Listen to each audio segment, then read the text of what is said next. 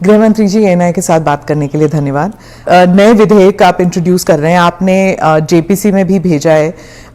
30 दिनों से ज्यादा अगर कोई इलेक्टेड रिप्रेजेंटेटिव हिरासत में जाता है और उसे पद से हटाया जाएगा। आपने कहा कि क्लॉज जरूर गंभीर होने चाहिए, लेकिन इनोसेंट अंटिल प्रूवन गिल्टी, क्या इस सिद्धांत को ये उलट नहीं जाता इससे? देखिए, सीधे सवाल से मुझे नहीं लगता कि आप बिल की स्पिरिट के साथ न्याय कर पाएगी। मैं आपके माध्यम से पूरे देश की जनता को बताना चाहता हूं कि 130वां संशोधन क्या है। 130वें संशोधन में ये संविधान संशोधन है। इसमें हमने एक प्रावधान किया है कि प्रधानमंत्री, मुख्यमंत्री, भारत सरकार के मंत्री या राज्य सरकार के मंत्री किसी भी गंभीर आरोप में अगर अरेस्ट होते हैं और 30 दिन तक उनको जमानत नहीं मिलती है तो मुख्यमंत्री या प्रधानमंत्री मंत्री के केस में उनको उनके स्थान से मुक्त करेंगे।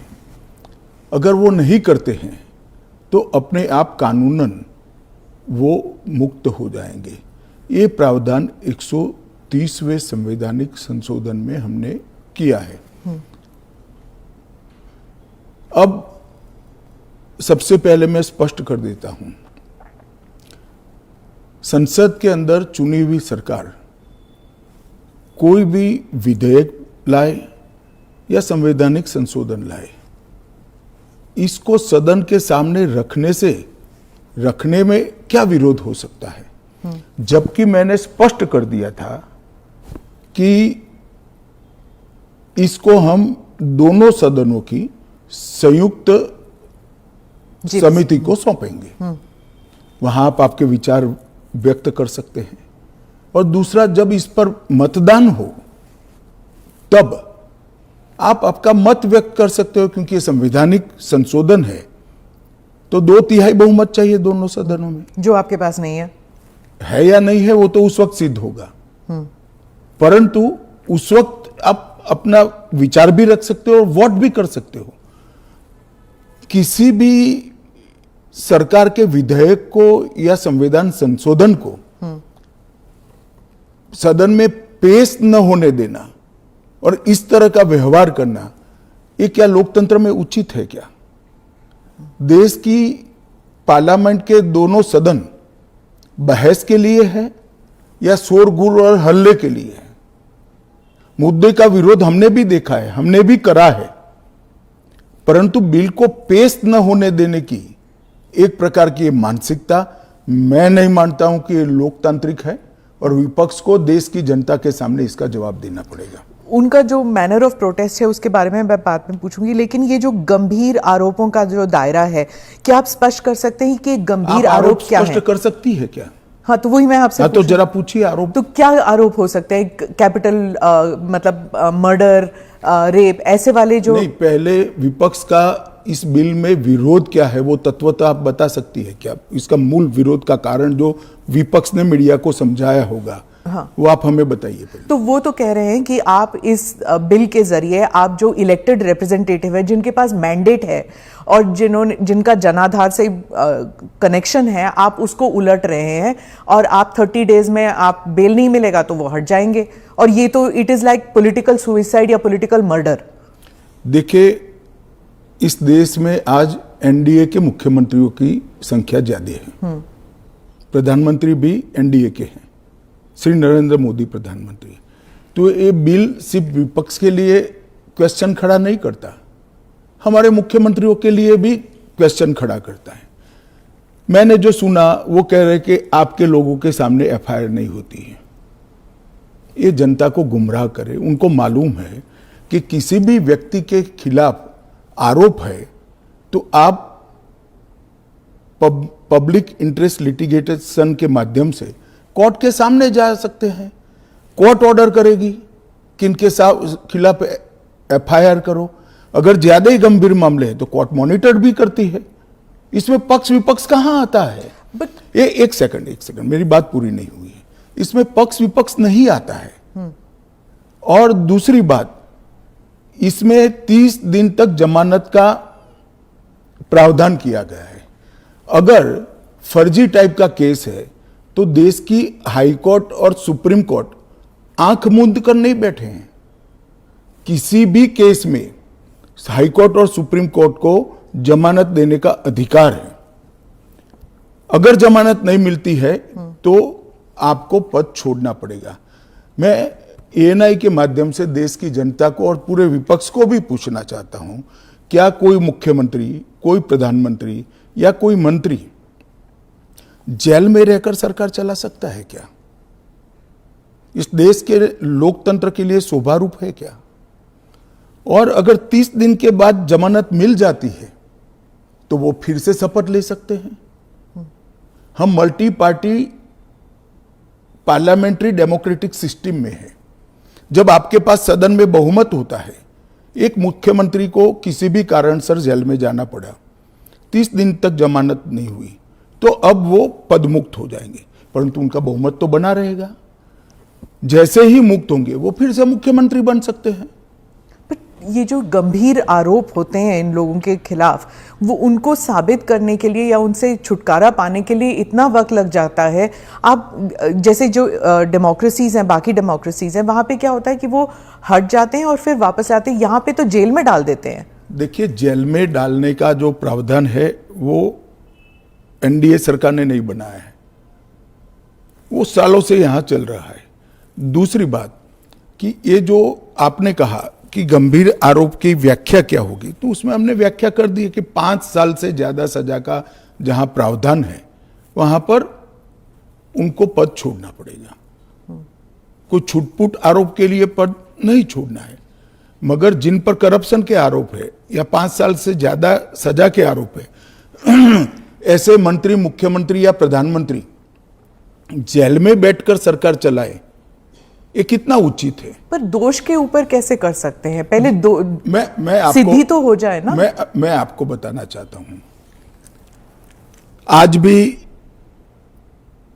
भारत के जन प्रतिनिधित्व कानून जो है उसके अंदर प्रावधान है कि किसी भी चुने हुए प्रतिनिधि को 2 साल या इससे अधिक समय के लिए सजा होता है तो वो अपने स्थान से मुक्त हो जाएंगे सांसद के रूप में। अब उस पर हाई कोर्ट की अपील बाकी है, इस पर सुप्रीम कोर्ट की अपील बाकी है, मगर एक मॉरल ग्राउंड तय करने के लिए कानून आजादी मिली तब से बना है। इस पर भी आर्गुमेंट होता है कि भाई वो हाई कोर्ट से छूट जाएंगे, वो सुप्रीम कोर्ट से छूट जाएंगे, क्योंकि अपील फाइनल नहीं हुई है। तो जैसे ही छूटते हैं उनकी सदस्यता रिवाइव हो जाती है। कई सारे लोगों की सदस्यता समाप्त हो गई और तुरंत रिवाइव भी हुई, ऊपर से सजा का स्टे मिलने के बाद। पर इस दौरान उनका राजनीतिक कुछ नहीं होता है ना सर। सत्येंद्र जैन का देख लीजिए, उनके 4 साल कौन लौटाएगा? उनकी जो पॉलिटिकल लाइफ है वो तो खत्म हो गई ना। नहीं, मगर 4 साल तक उनको जमानत नहीं मिला, केस अभी चालू है। हाँ, तो पर उसके बाद सीबीआई का जो रिपोर्ट है वो कोर्ट ने एक्सेप्ट कर लिया ना। आप भयंकर भ्रांति में हो। जिस एफआईआर में वो 4 साल जेल में रहे, वो एफआईआर में क्लोजर रिपोर्ट नहीं भरी गई है। क्लोजर रिपोर्ट 2022 के केस में भरी गई। जिन 4 केसों में वो जेल में गए थे और लंबे समय तक रहे, वो 4 केसों में सीबीआई ने चार्जशीट किया है और वो ट्रायल फेस कर रहे हैं। मगर आप पार्टी के प्रोपेगेंडा का आप शिकार हो। सत्येंद्र जैन जी को जिस केसों में लंबा समय जेल में रहना पड़ा, वो सारे के सारे केसों में चार्जशीट हुआ है और वो ट्रायल फेस कर रहे हैं। और अरविंद केजरीवाल जो थे, उनका भी ऐसे ही हुआ था, बेल मिला और फिर उसके बाद वो वापस आ गए। क्या यही होने वाला है हर नॉन बीजेपी चीफ मिनिस्टर के साथ? तो आप मुझे एक बात का जवाब दीजिए, नॉन बीजेपी बीजेपी छोड़ दीजिए, दोनों के लिए समान कानून है, परंतु किसी ने भी जेल से सरकार चलानी चाहिए क्या? आजादी से अब तक कई सारे नेता जेल में गए, कई सारे मुख्यमंत्री भी गए, मंत्री भी गए, और सबने इस्तीफा देकर जेल में गए। अभी अभी एक ट्रेंड शुरू हुआ कि जेल में जाने के बाद भी इस्तीफा नहीं देना। ढेर सारे ऐसे लोग हैं जिन्होंने इस्तीफा दिया। तमिलनाडु के कुछ मंत्रियों ने नहीं दिया, दिल्ली के मंत्री और मुख्यमंत्री ने नहीं दिया, और सरकार के सचिव, डीजीपी, मुख्य सचिव इनके पास आदेश लेने के लिए जेल में जाएंगे, ये क्या हमारे लोकतंत्र को दुनिया में सम्मान दिलाएगा क्या? ये मुद्दे पर चिंता, चर्चा होनी चाहिए, नहीं होनी चाहिए? और मैं आज जो कांग्रेस पार्टी इसका मुखर कर विरोध कर रही है, वो कांग्रेस पार्टी के एक स्टैंड को ही मैं कह रहा हूं। जब यूपीए की सरकार थी, श्री मनमोहन सिंह जी इनके प्रधानमंत्री थे और लालू प्रसाद यादव जी इनके मिनिस्टर थे। लालू प्रसाद जी को सजा हो गई। मनमोहन सरकार एक ऑर्डिनेंस लेकर आई कि 2 साल की सजा हो तो भी अपील का स्टेज बाकी है तो उनकी सदस्यता नहीं जाती है। यही मॉरल ग्राउंड था जो आप कोट कर रही हो। तो एक ऑर्डिनेंस लेकर आए कि हम इसको बदल दे रहे हैं। ऑर्डिनेंस से बदलने का कैबिनेट ने प्रस्ताव भी किया। यही श्री राहुल गांधी इसको कंप्लीट नॉनसेंस कहकर सार्वजनिक रूप से प्रेस कॉन्फ्रेंस में फाड़े थे ऑर्डिनेंस को। और देश की कैबिनेट ने और देश के प्रधानमंत्री ने जो फैसला लिया था, उनकी पार्टी के ही प्रधानमंत्री ने जो फैसला लिया था, उसका मॉरल ग्राउंड पर उन्होंने मखौल उड़ाया था। और मनमोहन सिंह एक सॉरी फिगर बनकर रह गए थे पूरी विश्व के सामने। आज वही राहुल गांधी बिहार में सरकार बनाने के लिए सजा हो गई, वो लालू प्रसाद जी को गले मिल रहे हैं। ये ड्यूअल स्टैंडर्ड नहीं है क्या? ये शोभा देता है क्या? 3 चीजों से ये सारे आरोप खारिज हो जाते हैं। एक तो प्रधानमंत्री जी ने स्वयं अपने आप को इसमें डाला है। एक जमाने में कांग्रेस 39वां संविधान, प्रधानमंत्री ने डाला है, पहले नहीं थे क्या प्रधानमंत्री? ना, पहले तो प्रोविजन ही नहीं था। तो जब कानून ड्राफ्ट हो रहा था तो उन्होंने खुद डाला अपना? हाँ, खुद डाला है। पहले 39वां जो संशोधन था, इसमें इंदिरा जी उपराष्ट्रपति, राष्ट्रपति के साथ साथ खुद को भी इनके खिलाफ कोई वैधता नहीं रहती है चुनावी मुकदमों का, एक संविधान संशोधन लेकर आई थी। वो खैर कांग्रेस पार्टी और श्रीमती इंदिरा गांधी की नैतिकता का सवाल है। नरेंद्र मोदी जी अपने खिलाफ खुद संविधान संशोधन लेकर आए हैं कि प्रधानमंत्री भी जेल में जाएगा तो उसको इस्तीफा दे देना पड़ेगा। पर इससे एक एक्स्ट्रा जुडिशियल पावर कह लीजिए, जो भी एक अधिकारी को नहीं मिल जाता कि प्रधानमंत्री से भी ज्यादा सीनियर हो जाता है वो? जी, आप ऐसे बात करिए जिसमें जैसे इस देश में कोई कोर्ट ही नहीं है। पर कोर्ट में डिलेज होते हैं ना सर? ये कानून आने के बाद नहीं होंगे, क्योंकि कोर्ट को तुरंत इंटरवीन करना पड़ेगा। किसी चुने हुए प्रतिनिधि को खारिज करने का प्रावधान हुआ है। मैं तो उल्टा कहता हूं, इससे यस और नो जो होना है वो जल्दी हो जाएगा। तो प्रेशर कोर्ट्स पे होगा डिक्लेयर करने के लिए? प्रेशर होगा ये कहना ठीक नहीं है। हाँ। मगर हमारी कोर्ट भी, पर उसे सुनिए ना, हमारी कोर्ट भी कानून की गंभीरता को समझती है। जब 30 दिन के बाद पद छोड़ना है तो वो उसके पहले इसका फैसला करेगी कि बेल मिलना चाहिए या नहीं मिलना चाहिए। हाईकोर्ट में जब केस गया कि श्री केजरीवाल जेल में है, तब उनको वहां से इस्तीफा देने चाहिए। एक पब्लिक इंटरेस्ट लिटिगेशन फाइल हुआ। हाईकोर्ट ने कहा कि हम सैद्धांतिक रूप से मानते हैं कि इनको छोड़ देना चाहिए मॉरल ग्राउंड पर, परंतु अभी के कानून में कोई प्रावधान नहीं है। चलिए, अब कानून में प्रावधान हो गया। मेरा बहुत स्पष्ट मानना है, मेरी पार्टी का मानना है, देश के प्रधानमंत्री का मानना है कि इस देश में कोई भी मुख्यमंत्री हो, मंत्री हो या प्रधानमंत्री हो, जेल में रहकर सरकार नहीं चला सकते। पहले भी कई लोगों ने मॉरल ग्राउंड पर इस्तीफा दिया है। लाल कृष्ण आडवाणी जी ने दिया था, येदुरप्पा जी ने दिया था, ईश्वरप्पा जी ने दिया था, जॉर्ज फर्नांडिस जी ने दिया था। कई सारे लोगों ने मॉरल ग्राउंड पर इस्तीफे दिए हैं। कोई जेल में जाकर सरकार नहीं चलाई। इवन हेमंत सोरेन ने दिया था रिसेंट पास्ट में। जब वो छूट कर आए तो फिर से मुख्यमंत्री बन गए। अब इसका हमने कानूनी प्रोविजन किया है, क्योंकि जब पहले कानून बने होंगे, संविधान बना होगा, तब संविधान निर्माताओं ने ऐसी निर्लज्जता का कल्पना नहीं करा होगा कि कोई भी मुख्यमंत्री जेल में जाएगा और अंदर से मुख्यमंत्री बना रहेगा। खैर, अब ऐसी घटनाएं हुई है रिसेंट पास्ट में, तो हमें हमारी नैतिक मूल्यों के स्तर को गिरने नहीं देना चाहिए। एक कानून नैतिक स्तर के मूल्यों को एक आधार देगा और इससे हमारा लोकतंत्र निश्चित रूप से मजबूत होगा। गृहमंत्री जी, विपक्ष कह रहा है कि सरकार जो है वो इस तरह के जो सिचुएशन बनाएगी या फिर कोर्ट पर दबाव डालेगी कि 30 दिन में जमानत नहीं मिलेगा। अगर 30 दिन में जमानत नहीं मिल जाता तो फिर the entire thing falls through.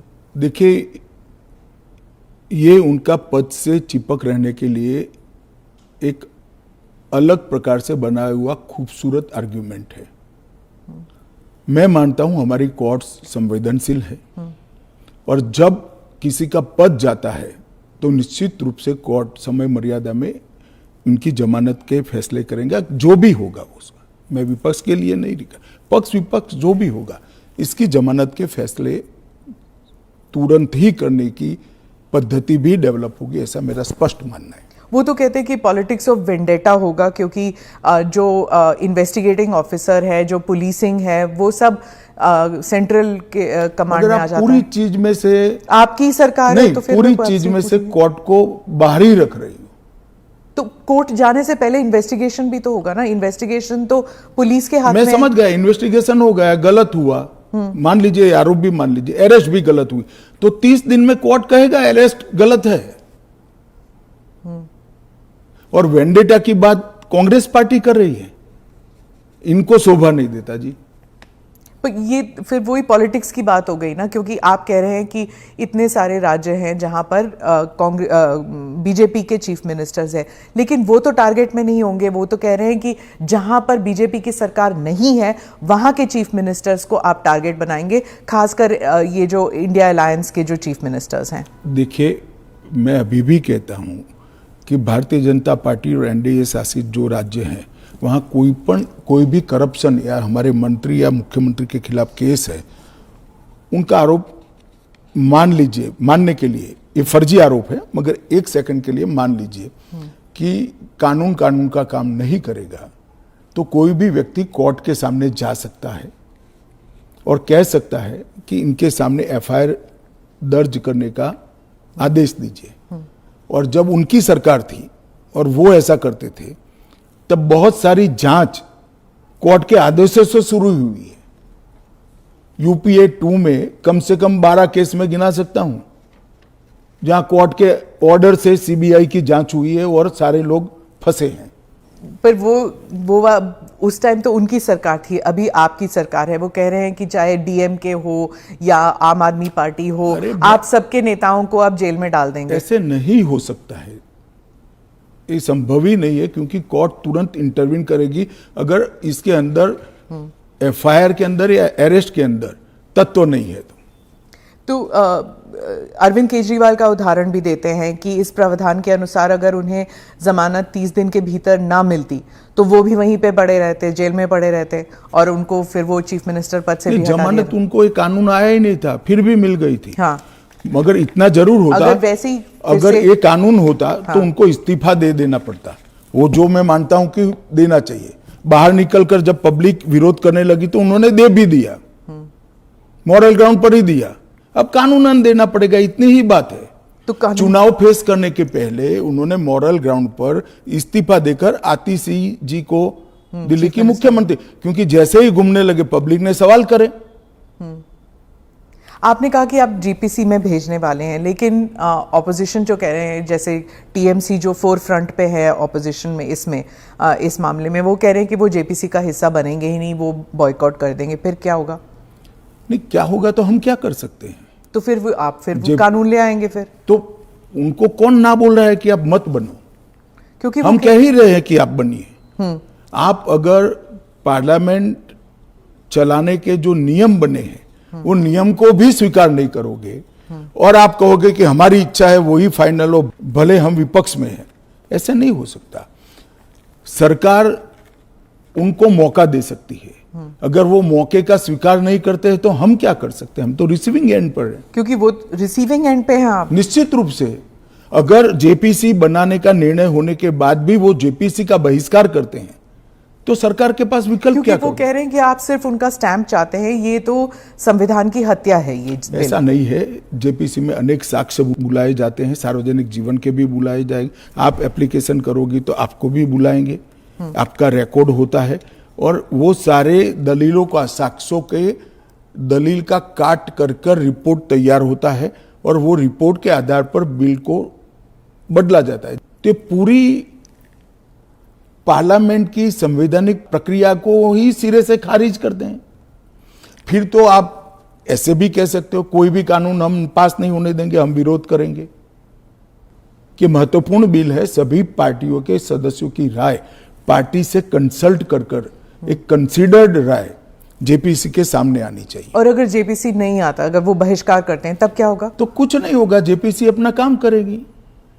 तो कैसे काम करेगी? अगर बहिष्कार कर रहे हैं तो फिर तो पूरे ऑपोजिशन के बगैर तो मौजूदा लोग काम करेंगे।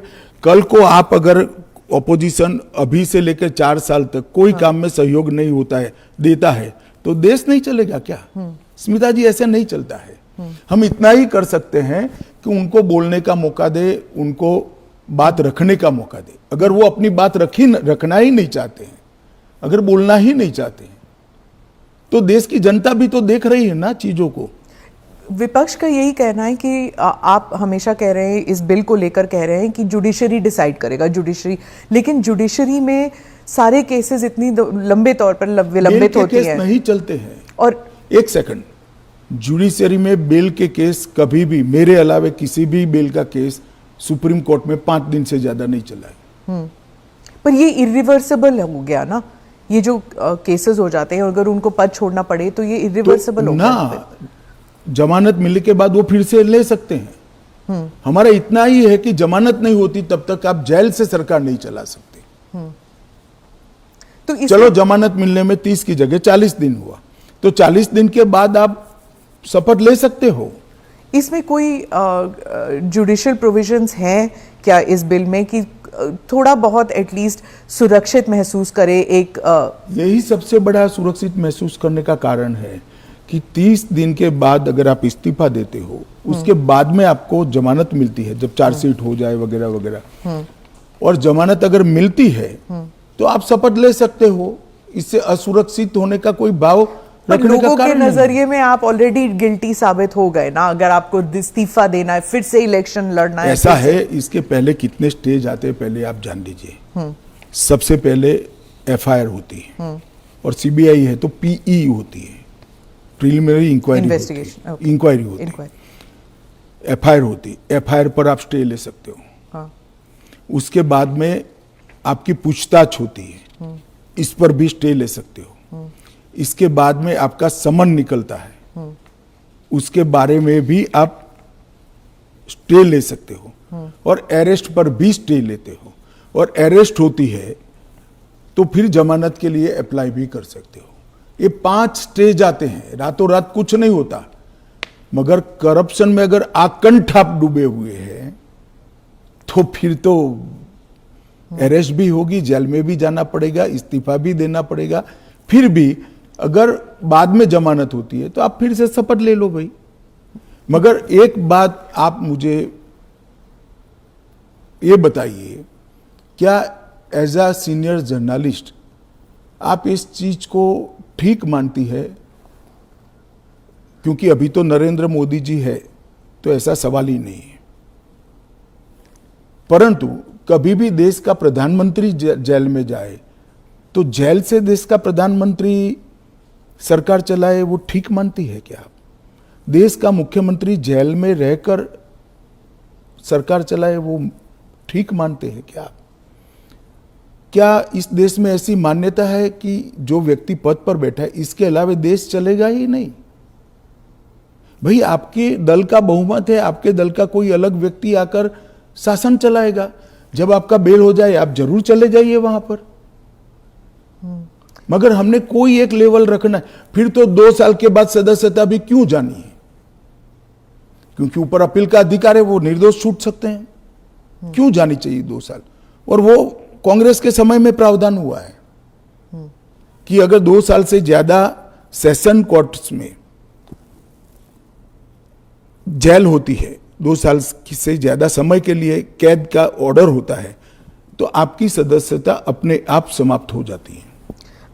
गृहमंत्री जी, मॉनसून सेशन में हमने देखा कि विपक्ष ने आप पर भी आरोप किया कि आप भी जेल गए थे, आप पे भी आरोप हुआ था। तो जब उन्होंने ऐसा कहा, आपने कहा कि मुझे नैतिकता के बारे में कांग्रेस से नहीं सीखना, उस बारे में आप बताएंगे हमें कुछ? जरूर बताऊंगा। मैंने इसलिए कहा था कि मेरे पे आरोप लगा और जैसे ही मुझे समन आया, अरेस्ट छोड़ दीजिए, सीबीआई ने मुझे समन किया, मैंने दूसरे ही दिन इस्तीफा दे दिया था। अरेस्ट तो मेरी बाद में हुई। जैसे ही सीबीआई ने मुझे समन किया था, मैंने दूसरे ही दिन इस्तीफा दिया था और केस चला और केस में जजमेंट भी आया कि ये पॉलिटिकल वेंडेटे का केस था और मैं पूर्णतया निर्दोष हूं। पर वो तो बाद में आया था एक ना? सेकंड 2016 एक सेकंड सुनिए ना। हाँ। एक सेकंड, वो जजमेंट बाद में आया। बेल मेरी पहले हो गई थी, बेल मेरी पहले हो गई थी और वो जजमेंट ऐसा आया कि कंप्लीटली पॉलिटिकल वेंडेटा के केस है, कहीं पर दूर दूर तक मेरा इस केस में इन्वॉल्वमेंट नहीं है और मुझे शंका के आधार पर बरी नहीं किया गया था। मेरे सामने के केस को खारिज किया गया था और मुझे बेल मिल गया था 96वें दिन पर। फिर भी मैंने फिर से शपथ लेकर गृह मंत्री नहीं बना था। इतना ही नहीं, जब तक मैं कंप्लीटली मेरे सामने के सारे आरोप क्वाश नहीं हुए, तब तक मैंने किसी भी संवैधानिक पद पर शपथ नहीं ली थी। तो मुझे क्या विपक्ष नैतिकता के पाठ पढ़ाता है?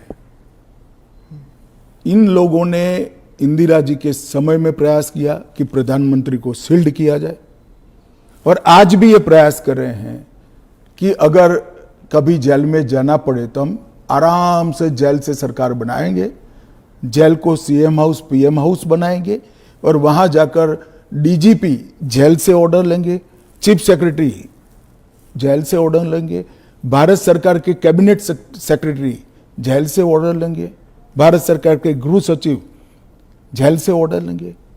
इस तरह से देश चलेगा। और ये कल्पना ही मैं तो, मेरी पार्टी और मैं दोनों सिरे से खारिज करते हैं कि जो व्यक्ति बैठा है इसके बगैर इस देश का शासन नहीं चल सकता और इससे किसी का भी बहुमत पार्लियामेंट में या विधानसभा में प्रभावित नहीं होगा। एक सदस्य जाएगा, आपकी ही पार्टी के दूसरे साथी सरकार चलाएंगे और आप जब जमानत प्राप्त कर लोगे तो आप आकर फिर से शपथ कर सकते हो। इसमें आपत्ति क्या है? अमित शाह जी, आप बार बार जुडिशरी का हवाला देते हैं, लेकिन उस वक्त भी जस्टिस आफ्ताब आलम आपके घर आए थे आपसे सिग्नेचर लेने के लिए कि आप गुजरात से बाहर चले जाएंगे। ना, ऐसा नहीं हुआ है। आफ्ताब आलम साहब कभी मेरे घर पे आए नहीं है, ऐसी जरूरत भी नहीं पड़ी है। इन्होंने यहाँ रविवार के दिन स्पेशल कोर्ट बिठाकर मेरी बेल एप्लीकेशन को सुना और रिजेक्ट किया? ना, रिजेक्ट नहीं किया।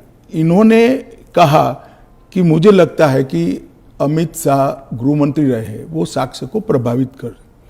तो मेरी जो वकील थी, इन्होंने कहा कि आपको अगर ये भय है तो जब तक बेल एप्लीकेशन डिसाइड नहीं होता हमारे क्लाइंट गुजरात के बाहर रहेंगे। वो मैंने स्टेटमेंट किया है। 2 साल आप बाहर रहे? हाँ, 2 साल में बाहर रहा, निश्चित रूप से बाहर रहा, क्योंकि 2 साल भारत के इतिहास में कभी भी किसी की बेल एप्लीकेशन 2 साल नहीं चली है। आलम साहब की कृपा से मेरी बेल एप्लीकेशन 2 साल चली, ज्यादा से ज्यादा बेल एप्लीकेशन 11 दिन तक चली है। आपने उस वक्त पहले भी जिक्र किया था अडवाणी जी के ऊपर कि उन्होंने भी इस्तीफा दिया था। जी, कहा था अडवाणी जी ने इस्तीफा दिया था। ढेर सारे हमारे कार्यकर्ता, मदन लाल खुराना वगैरह सारे, सभी ने दिया था कि जब तक, अरे अभी हेमंत सोरेन जी ने दिया था। ये तो एक नया संस्कृति आया अभी। विगत 2 साल पहले ऐसा केस ही नहीं था कोई। सभी लोगों पर आरोप लगते थे, सब लोग इस्तीफा दे देते थे, बरी होकर राजनीति शुरू करते थे। तमिलनाडु के कुछ मंत्रियों ने इस्तीफा नहीं दिया, दिल्ली के मंत्री और मुख्यमंत्री ने इस्तीफा नहीं।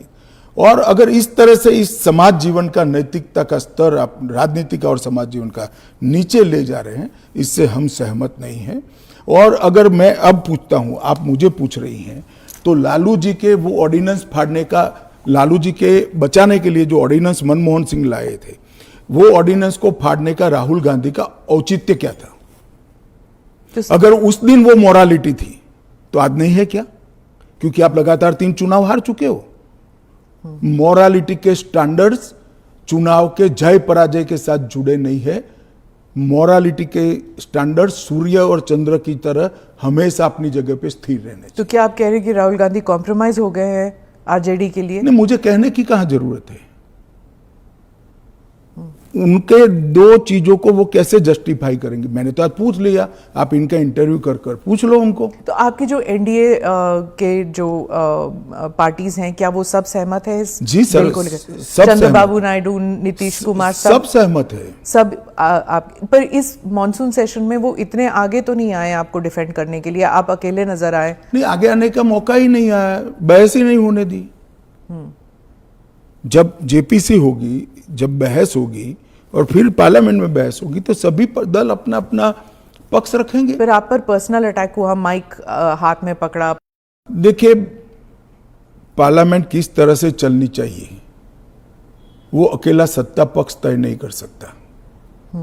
किसी भी बिल के लिए या संवैधानिक संशोधन के लिए स्वस्थ बहस का वातावरण अगर विपक्ष नहीं बनाता है तो देश की जनता देख रही है कि ये पद्धति ठीक है क्या। इस बिल पर जब तय था कि बिल अभी पारित नहीं होना है, जेपीसी में जाना है, मैंने बीच में ही खड़े होकर इसकी घोषणा कर दी थी, तो विपक्ष इस बिल पर अपना विचार रख सकता था या नहीं रख सकता, मुझे जवाब देना पड़ता।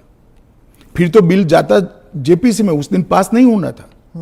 मैंने पहले ही घोषणा कर दी थी कि इस बिल को सरकार ने तय किया है कि ये जेपीसी में जाएगा, दोनों सदन का जेपीसी बनेगा, 21 सदस्य लोकसभा के होंगे, 10 सदस्य राज्यसभा के होंगे, 31 सदस्य प्रोरेटा सभी दलों से आएंगे।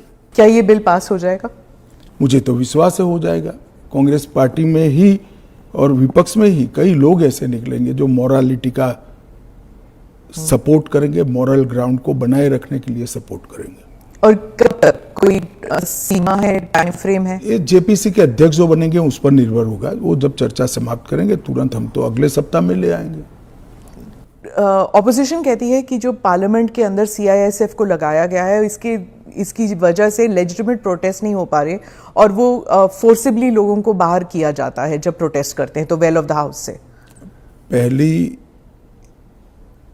एक बात की स्पष्टता आप समझ लीजिए, पार्लियामेंट के अंदर कोई भी फोर्स पार्लियामेंट की और गृह के अंदर सदन की सुरक्षा में वो स्पीकर के अधीन होती है। इसमें फोर्स का महत्व नहीं होता है। पहले भी दिल्ली पुलिस के जवान थे, अब सीआईएसएफ मार्शल्स थे ना पहले। तो वही मार्शल्स होते हैं, आज भी मार्शल्स ही है। वो जैसे ही संसद की सुरक्षा विंग में आते हैं वो सीआईएसएफ या दिल्ली पुलिस के जवान नहीं रहते, वो मार्शल माने जाते हैं और वो स्पीकर के तहत होते हैं। मार्शल सदन के अंदर तभी प्रवेश करते हैं जब स्पीकर उनको ऑर्डर करे। एक बात, ये जो बदलाव हुआ है वो एक बड़ी दुर्घटना हुई थी। कुछ वामपंथी लोगों ने संसद के अंदर स्प्रे किया था, कलर स्प्रे किया था। उस वक्त लोकसभा स्पीकर ने एक कमेटी बनाई और वो कमेटी में गृह सचिव भी थे, लोकसभा के सेक्रेटरी जनरल थे, राज्यसभा के सेक्रेटरी जनरल थे और कई लोग थे। उन्होंने मिलकर ये तय किया कि किसी ने किसी एक सीएपीएफ ने स्पेशल संसद की सुरक्षा के लिए ट्रेनिंग किया हुआ एक दस्ता बनाया जाए, जो दस्ता संसद सभ्यों की गरिमा, पार्लियामेंट्री प्रोसीडिंग की गरिमा और संसद की सुरक्षा तीनों का समायोजन कर काम कर पाए। और तब यह तय हुआ कि सीआईएसएफ के अंदर पार्लियामेंट की सुरक्षा के लिए एक स्पेशल दस्ता बनाया जाएगा। जो पहले दिल्ली पुलिस के लोग मार्शल के रूप में आते थे, उसी तरह से मार्शल के रूप में सभापति और स्पीकर के अंतर्गत काम करेंगे। पर ये एक सेकंड, वो संसद की बाहरी सुरक्षा को भी सुनिश्चित करते हैं और आंतरिक मार्शल का काम भी वो करते हैं, क्योंकि संसद के अंदर हथियार ले जाने की अनुमति किसी भी सुरक्षा कर्मी को नहीं है। पर ये पैरामिलिट्री हो जाता है ना ट्रेनिंग उनकी। दिल्ली पुलिस क्या होता है, वो भी पुलिस होता है, वो भी मेरे ही अंडर आता है। इनको बहाना चाहिए और वो एक प्रकार की भ्रांति जनता में खड़ी करना चाहते हैं, मगर वो निश्चित रूप से सफल नहीं होंगे, क्योंकि जनता से सीधा इंटरेक्शन उनसे कई गुना ज्यादा हमारा है। हम जनता से बात करते हैं, ऐसे ही आकर यहां नहीं बैठ गए हैं। मगर 3 चुनाव हारने के बाद मुझे लगता है फ्रस्ट्रेशन का जो लेवल है, वो सामान्य विचार विवेक जो होता है वो गवा बैठा है। पर वो राहुल गांधी कहते हैं कि लोगों के बीच तो वो जाते हैं, ट्रक ड्राइवर के बीच जाते हैं, खेतों में वो चाह रहे हैं, आप लोग तो नहीं जाते हैं। ऐसा है कि मैनेज कर कार्यक्रम करना और जनसंपर्क करना, दोनों के बीच में बड़ा फर्क है। जब बिल्स की बात हो रही है और पारदर्शिता की बात हो रही है, तो मैं वाइस प्रेसिडेंट इलेक्शन पर आऊंगी, पर उससे पहले पूछूंगी कि धनखड़ साहब के साथ क्या हुआ था। उन्होंने आपने प्रेशर डाला था उन पर रेजिग्नेशन के लिए? मुझे लगता है ANI ने रिसर्च विंग बंद कर दिया है। धनखड़ साहब का इस्तीफे का पत्र स्वयं स्पष्ट है। इन्होंने अपने आरोग्य का हवाला देते हुए इस्तीफा दिया है, स्वास्थ्य का हवाला देते हुए, और उन्होंने सरकार के मंत्री, प्रधानमंत्री और सभी सदस्यों का हृदय से उनके अच्छे कार्यकाल के लिए धन्यवाद किया है। पर विपक्ष और सभी पूछ रहे, मीडिया भी पूछ रही है कि वो है कहाँ, हाउस अरेस्ट पे है कि ऐसा क्या है कि सच और झूठ की व्याख्या आपने शायद विपक्ष क्या कहता है इसको बना ली। पर काफी सारे बैकग्राउंड इंफॉर्मेशन तो बाहर निकल रहा था ना कि वो कुछ ट्राई कर रहे थे। ये भी बात निकल रही है कि शायद कू कर रहे थे। कौन? धनखड़ जी? नहीं, ऐसी कोई बात नहीं है जी। इसमें बात का धनखड़ नहीं बनाना चाहिए। धनखड़ जी संवैधानिक पद पर बैठे, अपने कार्यकाल में उन्होंने संविधान के हिसाब से अच्छा काम किया जी। इनकी निजी स्वास्थ्य की समस्या के कारण इन्होंने इस्तीफा दिया है। हाँ। इसको ज्यादा खींचकर कुछ ढूंढने का प्रयास नहीं करना चाहिए। देखिए, देश में बहुत सारी पॉजिटिव स्टोरीज हैं, हमेशा इस तरह की स्टोरी के पीछे नहीं लगना चाहिए। जो एनडीए के जो वाइस प्रेसिडेंट कैंडिडेट है, कहा जाता है कि आपने उन्हें इसलिए पिक किया क्योंकि बीजेपी जो है अब तमिलनाडु में अपना खाता खोलना चाहती है, इसलिए? नहीं, ऐसा नहीं है। हम पहले भी तमिलनाडु में साथियों के साथ चुनाव लड़े हैं। हमारी यहाँ बहुत सारी सीटें भी आई है, ऐसा नहीं है। कहीं से भी पिक करोगे तो ऐसे कारण बनाकर पूछा जाएगा। उपराष्ट्रपति का प्रत्याशी दक्षिण से आना इसलिए स्वाभाविक है क्योंकि पूर्व से राष्ट्रपति थी, पश्चिम और उत्तर से प्रधानमंत्री जी थे, तो दक्षिण से आना बड़ा स्वाभाविक है। अब आए हैं, इसको इस दृष्टि से नहीं देखना चाहिए।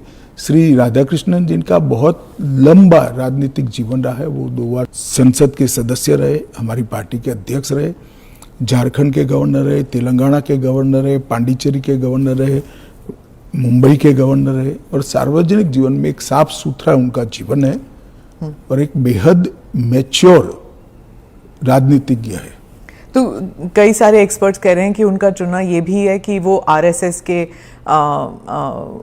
के साथ उनका कनेक्शन है, इसीलिए ये तो ढेर सारे लोग, प्रधानमंत्री जी स्वयं का आरएसएस के साथ कनेक्शन है। धनखड़ जी का नहीं। अरे सुनिए ना, मेरा भी है।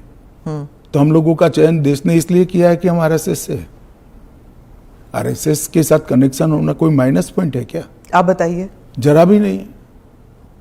अटल बिहारी वाजपेयी जी भी आरएसएस से कनेक्टेड थे, श्री अडवाणी जी भी आरएसएस से कनेक्टेड थे, मोदी जी भी है, मैं भी हूं, राधाकृष्णन जी भी है।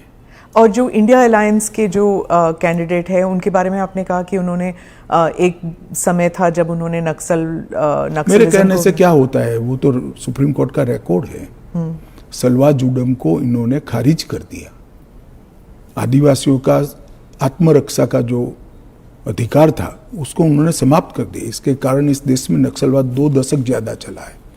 उस वक्त नक्सलवाद अंतिम सांसें गिन रहा था, क्योंकि जो आदिवासी थे, जो बच्चों को पढ़ाना चाहते थे, जिनके यहाँ रोड नहीं पहुंचता था, इससे परेशान थे, जिनके यहाँ स्वास्थ्य सेवाएं नहीं थी, वो परेशान थे। उन्होंने खुद की रक्षा के लिए सलवा जुडम बनाया था। इसको सुप्रीम कोर्ट ने खारिज कर दिया। ये तो सुप्रीम कोर्ट का रिकॉर्ड है, इनका जजमेंट है। और इसके बाद जो स्कूल तबाह हो गए थे नक्सलियों के कारण, वो स्कूलों में सीआरपीएफ और सुरक्षा बल बैठे थे, रातों रात एक ऑर्डर करके सबको बाहर कर दिया। कई जगह हमले हुए सुरक्षा बलों पर। ये दोनों जजमेंट, इसका जवाब श्री सुदर्शन रेड्डी से ज्यादा राहुल गांधी ने देना चाहिए। कि उन्होंने क्यों पिक किया? जी, मैं तो मानता हूं यही क्राइटेरिया रहा होगा।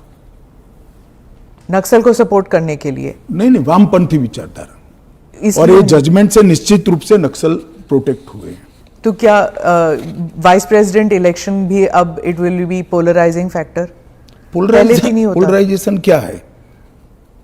जब आप इतना बड़ा आरोप लगा रहे हैं कि और पोलराइजेशन अगर होगा भी तो किस मुद्दे पर होगा? देश की सुरक्षा के मुद्दे पर होगा। मैं मानता हूं देश की सुरक्षा पर सांसदों ने विचार करना चाहिए या नहीं करना चाहिए। ANI के साथ बात करने के लिए धन्यवाद। आपका धन्यवाद। धन्यवाद।